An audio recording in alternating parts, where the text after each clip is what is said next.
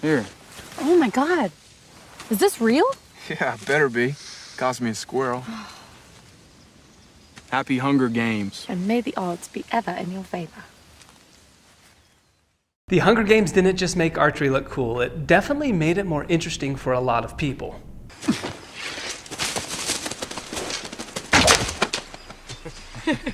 I've personally heard from a lot of people, especially women, that the Hunger Games created a spark in them to pick up archery and to give it a try for the first time. And I get it. There's just something about a really cool archery movie that pulls you in. But have you ever wondered how those bows are actually made? Let's find out. I'm no movie prop artist, although I'd love to make a bow for a movie one day. But I'm a bowyer who's been passionate about it for over a decade. So I think I can help show you how these type of bows are made, or at least something similar, or at least a replica. I've done my research, I rewatched this movie. I even talked to people who read the book. And from what I've gathered, Katniss shoots 3 bows in this movie. One in one of the opening scenes in the woods, one in the training, and one in the games.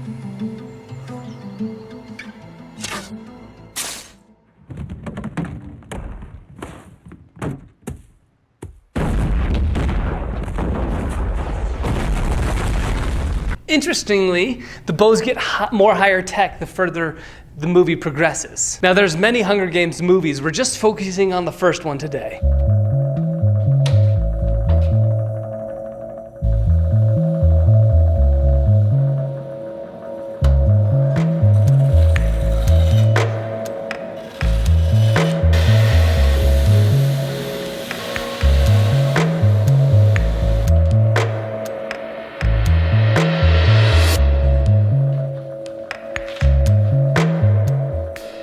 I use photos from the movie as a template.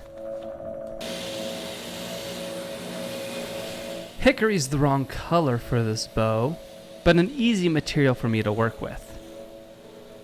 We'll fix the color later.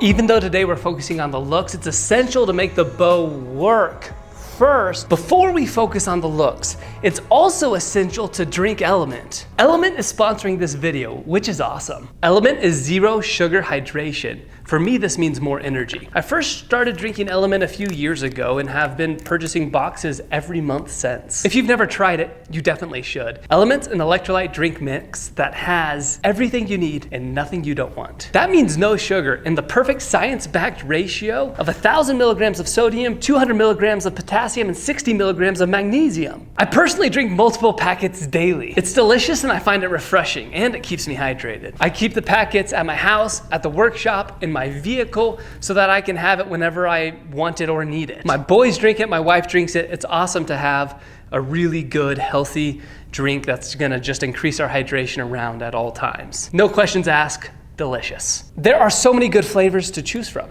You could go a hot chocolate drink, or you could go on the other side and get something like delicious, refreshing watermelon. Additionally, Element can help prevent and eliminate headaches, muscle cramps, fatigue, sleepiness, and other common symptoms of an electrolyte deficiency. Right now, Element is offering you a free sample pack with any order. That's 8 single-serving packets with any order. This is a great way to try 8 of their flavors, or just share it with a salty friend. Get yours at drinkelement.com/Kramer. This deal is only available through my link, so check it out. You must go to drinkelement.com/Kramer.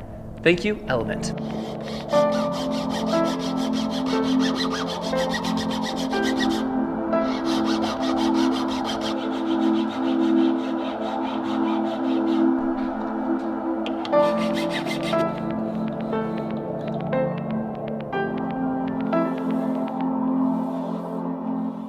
Tillering is making the bow bend properly so that it shoots well.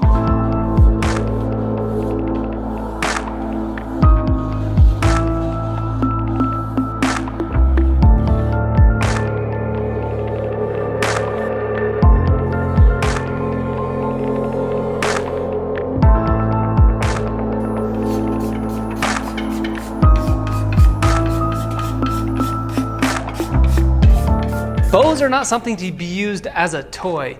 Even though I do silly things on camera and sometimes the camera makes things look dangerous, I'm always safe and I always think about that here in the shop. But in movies, they can look quite dangerous as well, and those stunts you don't want to try yourself. And as a matter of fact, there's many precautions that prop bows can take, many safety measures in order to make sure it's safe for the crew members and the actors and actresses so that they can get the shots they need for the movie, but it's actually safe. And when I'm thinking about building a bow, I start to think about these things. I imagine that most of the prop bows, most of these bows in movies are designed and made so that if it accidentally shot someone, it'd be okay, it wouldn't hurt them. Now, to be clear, I don't have industry knowledge. I don't know personally of people who make these bows. I don't know what they do on these movie sets. This is all my speculation. But I imagine that they use a light poundage bow. I imagine that they use blunt arrows or like archery tag arrows, especially for the shots where it's just close-ups. And I also think in different movie clips, they don't use an arrow at all, which means the bow is designed so that they can shoot it without an arrow, and they'll add the arrow in post in specific scenarios. Now, the nice thing for me is since this is not actually gonna be a prop, I don't have to take safety in account. I can just make a bow that is a replica that looks like the one from the movie, and it can be fast, it can be powerful, it can be deadly, and that's okay. Bow number 3 from the games appears to be made out of aluminum and probably CNC'd aluminum. That's at least what the riser's made out of with fiberglass limbs. The second bow in the middle of the movie when she's training and does that cool apple scene, looks like it's a one-piece bow. I'm not sure the material, but I'd guess some sort of composite material.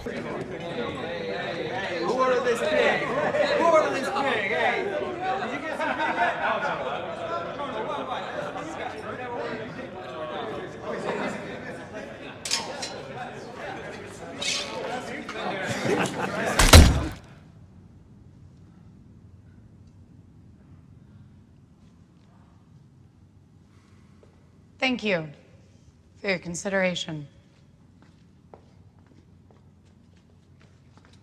And the first bow in the movie is a wooden bow, or at least it's supposed to resemble a wooden bow. The book says that her dad made this bow for her. So I'm sure that there's some sort of sentimental value to this bow because now she's using it to take care of her family as her dad once did by working in the mines before the accident. I have not read the books, correct me in the comments. The question today is not how to build the bow, I can take care of that, but how to make it look like the one in the movies. Not only the bow, but I wanna make arrows that look like those in the movie as well. If you wanna learn how to make bows, I've made over 100 videos on how to do that. I'm gonna make the bow out of wood and I'm gonna make it 64 to 66 inches long. We'll make it with a curved round handle that gradually fades into the limbs. We will make the wood dark to resemble that of the movie. We'll make the shape of the bow kind of a pyramid style so the limbs go straight and then they taper in to a real small tight taper. Kind of similar to the Lord of the Rings bow, but without the reflex tips. I think I'm gonna use this mahogany stain to stain the bow and the arrows. Maybe a little bit of torching to make it dark and rustic and woodsy. The arrows will get some turkey feathers and then I'll probably chop them up a little bit to make it look like they've been used a lot. Or maybe I'll just shoot it a few times. Also looks like we need to use a black bowstring. That's no issue.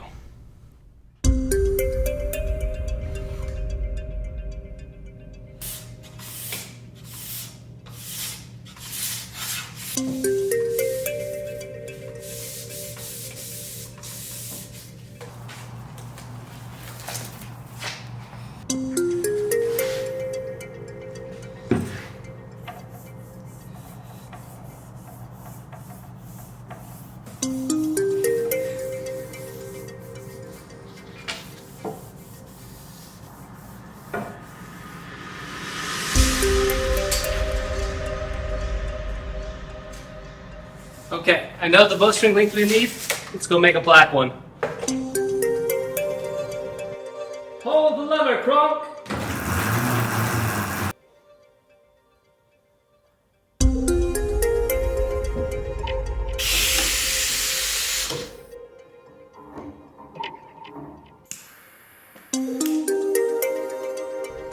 black bowstring is completed. I just applied a second coat here to the bow.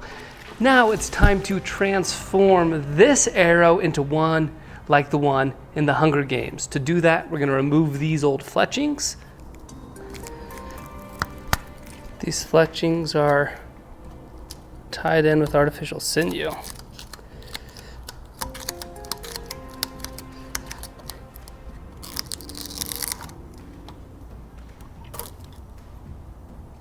Ow, that just shot into my hand.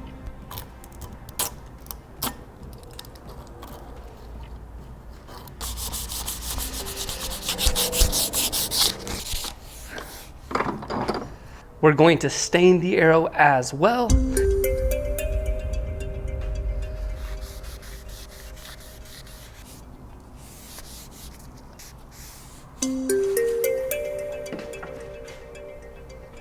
I'm adding more character to the bow as the stain dries on the arrow. And then we're gonna add new turkey feather fletchings.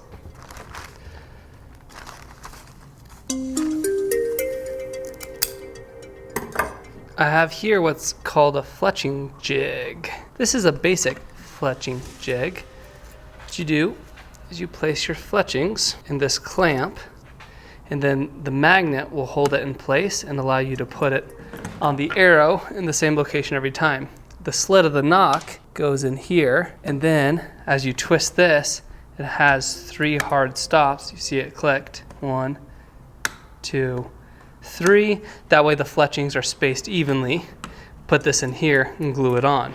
Now I've ditched traditional fletching glue recently, and I've only been using industrial CA glue with accelerator. Every single one is held great, and it takes no time to cure. So that's my current favorite method. I have my fletchings cut to the same size, so I'll use an extra little feather here to dab my glue onto my feather.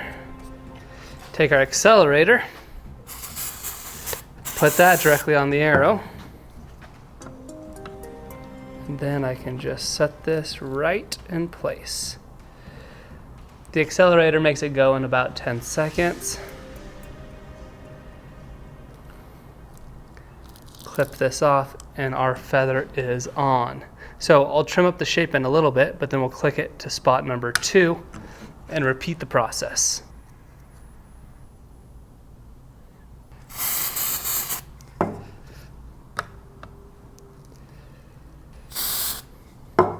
This fletching jig has a helical in it, which means the arrow is twisted. You can see this jig here, it's not straight, it's twisted. And I guess not the arrow, but the fletchings are twisted.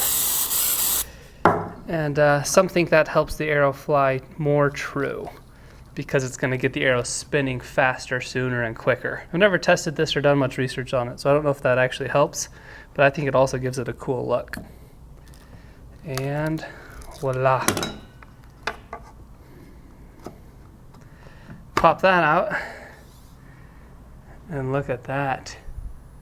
How cool is that? Now on traditional arrows, a lot of people will wrap twine on the front and the back, or they'll use a little piece of heat shrink, but I think I'm gonna leave it like this because I think this is really cool looking. When I was a kid, my grandpa taught me how to put fletchings on, and he would take one more dab of glue and put it right there on the front after his fletching was secured, and he said that helps it from coming up. I think he's right.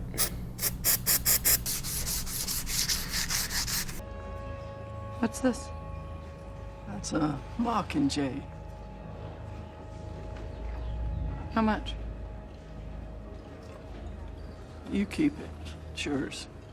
Thank you. The bow is pretty much done. The arrow's done. The string's done. We're gonna shoot this. Ladies and gentlemen, my work is done here. I'd like to introduce you to the Hunger Games bow.